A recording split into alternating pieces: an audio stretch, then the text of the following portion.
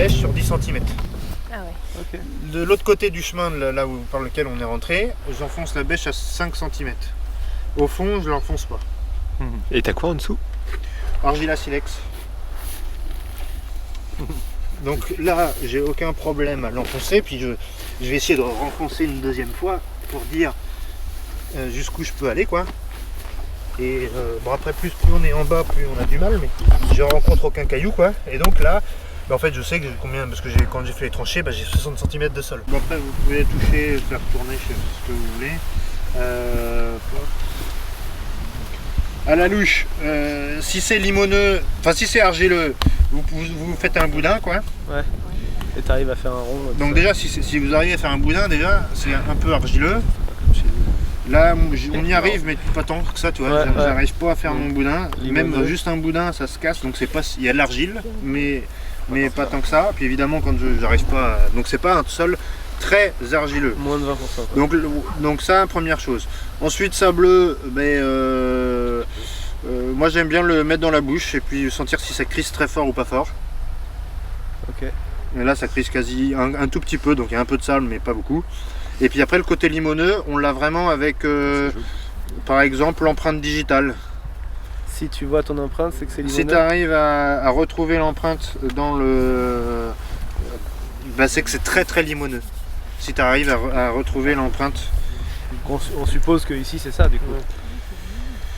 Et en fait, C'est vu qu'il n'y a pas de sable et pas de Et en fait, un autre truc. mais en fait, moi j'arrive pas à refaire mon empreinte. Donc ça veut dire que c'est un équilibre.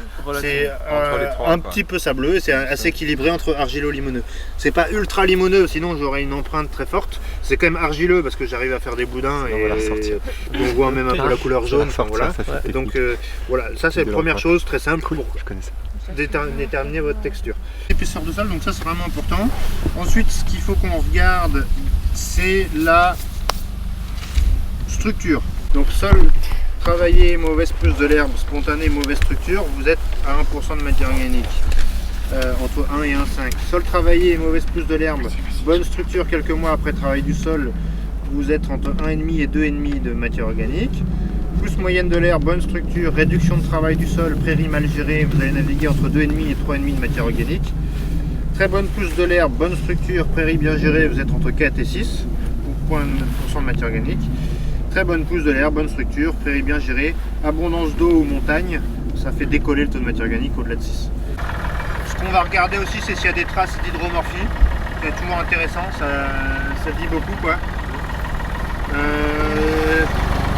Alors, en fait, les choux cette année, c'était un peu une galère. Bon, on finit par voir qu'ils vont quand même faire un peu quelque chose, mais c'est moyen, quoi. On n'est pas très content. Mais donc, comme ils ont calé, l'enherbement a pris la place. Et en même temps, je suis content parce que ça me fait mon engrais vert gratos. Et du coup, sur un itinéraire comme ça, je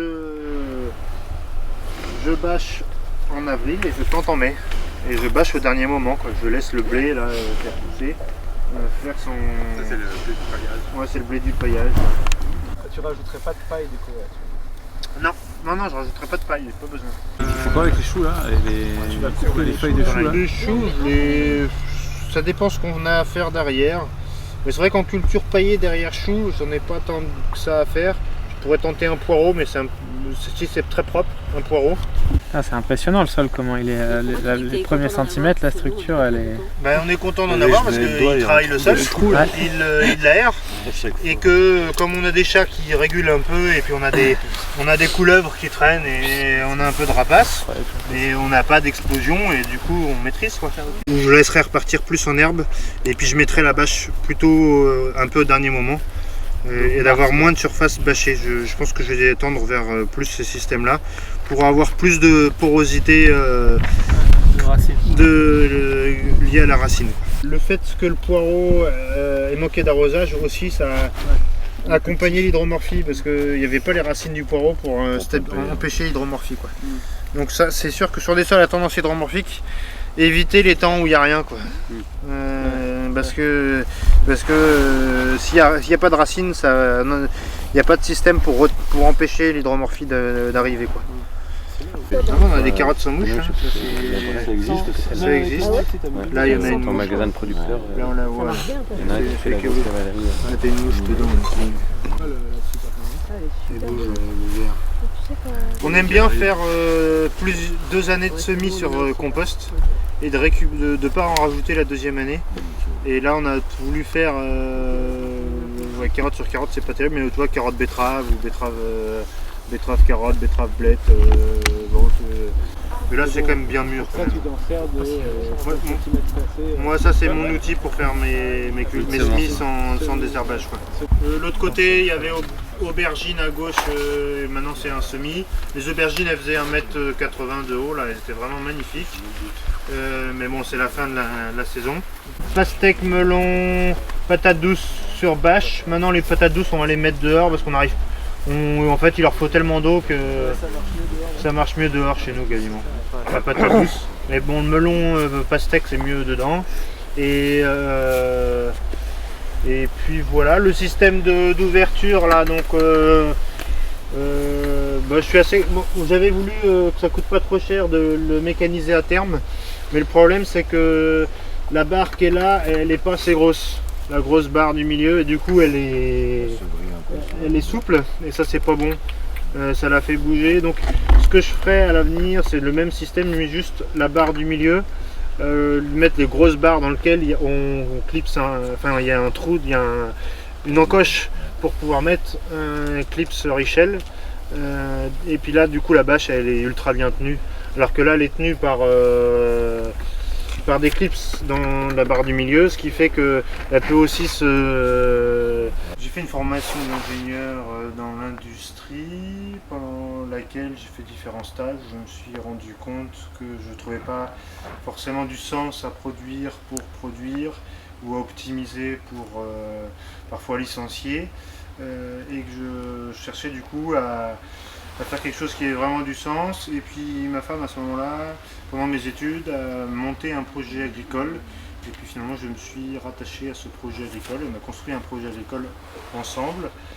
Un projet du coup avec pour sa part de l'élevage et pour de ma part quelque chose qui avait vraiment à la base de l'alimentation. Et du coup j'ai choisi les légumes. Et du coup j'étais très inspiré par tout ce qui était permaculture, et j'ai cherché à avoir du conseil, de l'aide par rapport à la permaculture, et je suis tombé par hasard pour me former sur une ferme en maraîchage sur vivant. Et donc c'était la ferme de François et Daniel Millet, et c'est à ce moment là où j'ai trouvé réponse à beaucoup de mes questions grâce à l'apport du réseau, et où on a pu pendant une année co-construire mon projet d'installation avec en particulier François Millet, pour pouvoir faire une installation, une transition prairie légumes sans aucun travail du sol. Et j'étais une des premières fermes en France à faire cette transition prairie légumes, et ça a très bien fonctionné en utilisant la bâche et en faisant absolument aucun travail du sol dès le démarrage, et ensuite aucun travail du sol par la suite. Non. Ok. Et tu nous parles de maraîchage sur sol vivant. Est-ce que tu peux nous dire un peu en quoi ça consiste le sol vivant? Qu'est-ce que tu considères comme un sol vivant? Mais le sol vivant, c'est avant tout un sol, donc le sol c'est une maison, donc c'est une maison en bon état, donc un sol qui n'est pas travaillé, qui n'est pas retourné, parce qu'un sol qui est retourné, c'est difficile pour les habitants de s'y retrouver chaque année. Un sol qui est tranché avec des outils pour trancher le sol, et ça va couper toutes les connexions qu'il y a dans le sol au niveau des rhizomes, des mycéliums, des champignons.